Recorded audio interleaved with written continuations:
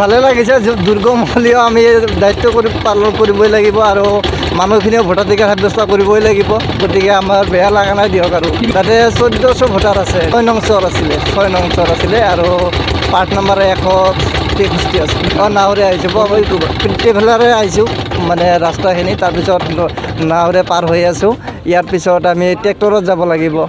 গতিকে আমি মানসিকভাৱে প্ৰস্তুতি আৰু বস্তু বাহিনী লৈ আমি প্ৰস্তুত। বহুত ধুনীয়া এটা অভিজ্ঞতা হ'ব। আমি মানে এটা চিৰদিনৰ মনত থাকিব সম্ভৱতঃ, ভাল লাগিব। আৰু মোটামুটি 40 মিনিট সময় লাগিলে।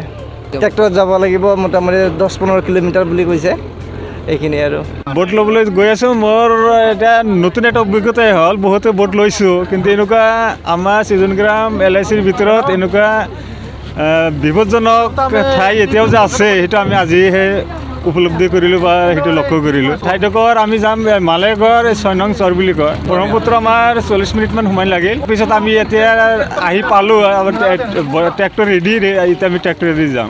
নতুন অভিজ্ঞতা হ'ল যে আমি এটা জাৰ্ণিৰ নিচিনা